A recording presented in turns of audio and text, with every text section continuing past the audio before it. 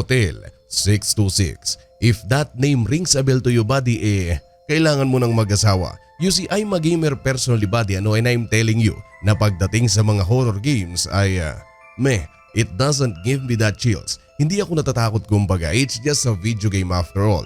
But there is one particular game, isang laro na kahit tumanda na ako at marami na ang mangyari sa buhay ko ay hindi ko makakalimutan, ang Hotel 626.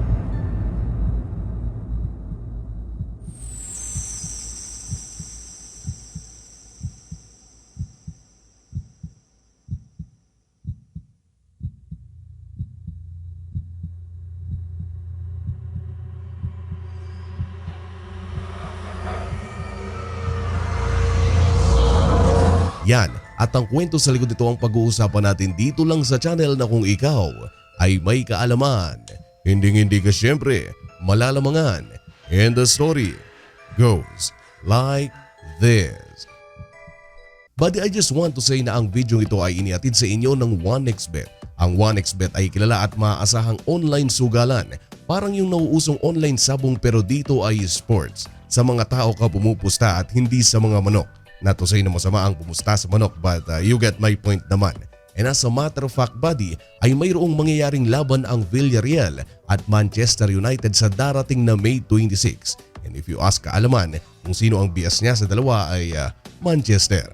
But there's more buddy, sa mga taong magre-register gamit ang link at ang code na kaalaman na makikita sa iba ay maaari kayong makakuha ng up to 7,000 pesos sa inyong first ever deposit. Maraming salamat sa mga taong magre-register gamit ang link na ito at salamat sa 1xBet sa pagsuporta sa channel. On to the video. To start things off buddy, legendary ang salitang masasabi ko sa larong ito. Legendary in a sense na ang Hotel 626 ay sa ngayon ay nabubuhay na lamang sa mga kaisipan ng taong nakalaro nito more than 10 years ago, 2008 to be specific. Why you may ask? Well, ang game buddy ay isang browser game and as the name says, no download, wala nang install. Ang kailangan mo lang ay ang web address. Now it doesn't mean na walang paraan para makuha mo ang laro sa mismong website but I'm talking in a typical gamer's perspective na walang balak laruin ng laro in the long run. Just have the web address and you'll be good to go. Now tama na ang chit-chat buddy, sa mga taong hindi nakakaalam ay I've got you covered. Bibigyan ko kayo ng tiny bits sa kung gaano sobrang nakakatakot ang larong ito noon. Para naman sa mga taong nakakaalam na, here goes a little bit of a nostalgia for you. Roll the clip.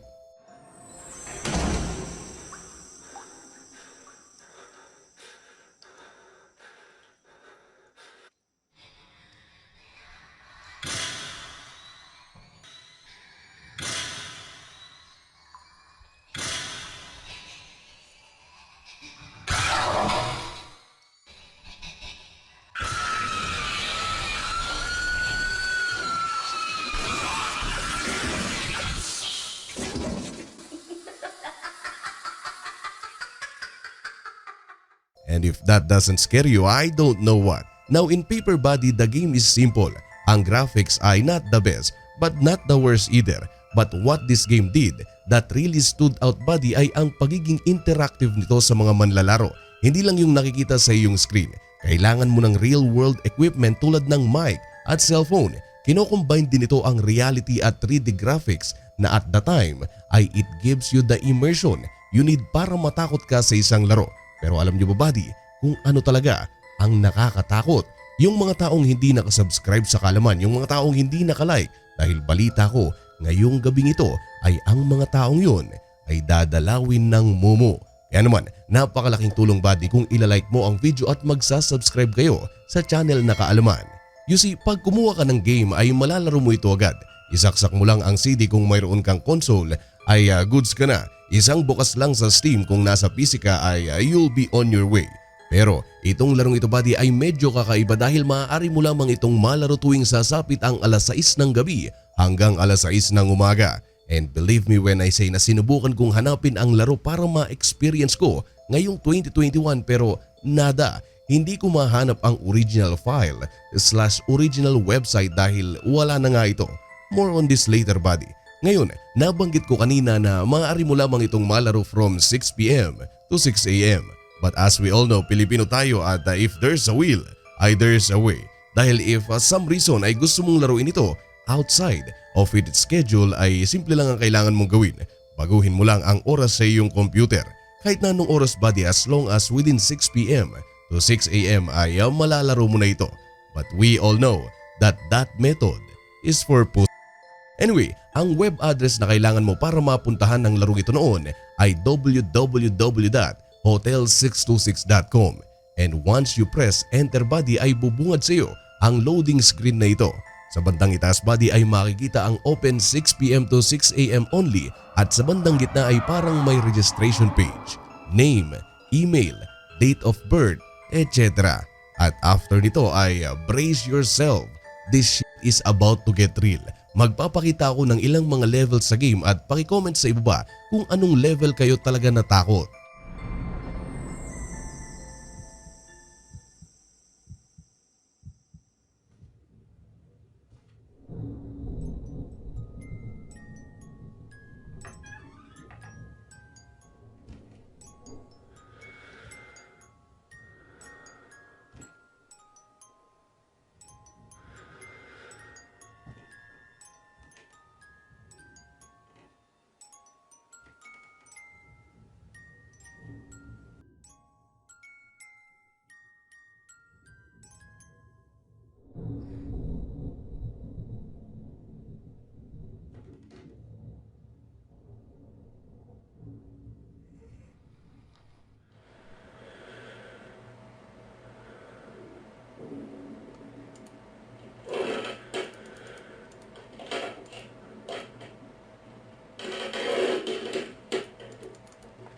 I don't know how this works.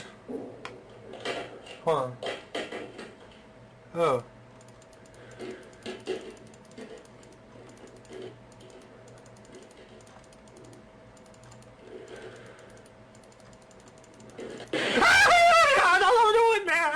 And spoiler alert buddy, sa mga taong hindi nakakalagpas o hindi pa natatapos ang dulo nito ay ito na ang katapusan ng game.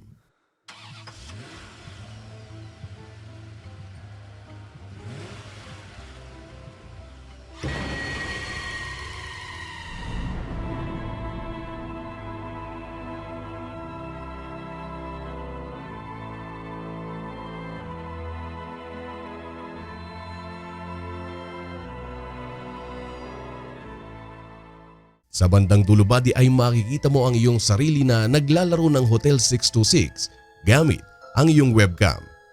Yes, webcam. Webcam buddy. Hindi mo alam yung...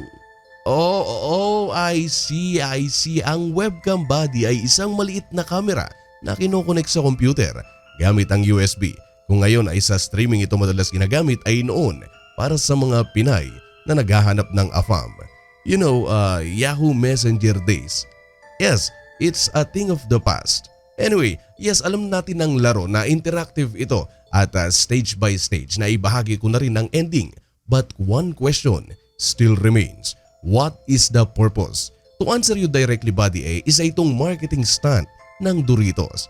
Yes, isang chichirya, and believe it or not, ay ang dahilan nito ay mayroon sila noong flavor na binabalik, ang black pepper jack and smoking barbecue, at may quote ito noon na back from the dead, hence horror ang tema ng game.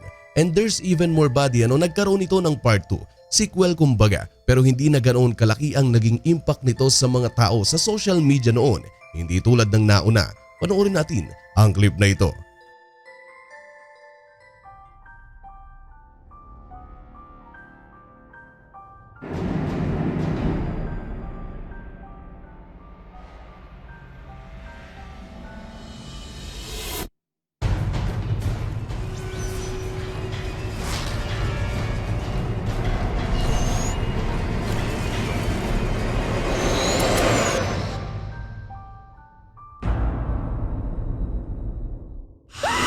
Now buddy, after all it was said and done, ang larong ito ay mananatili sa aking isipan.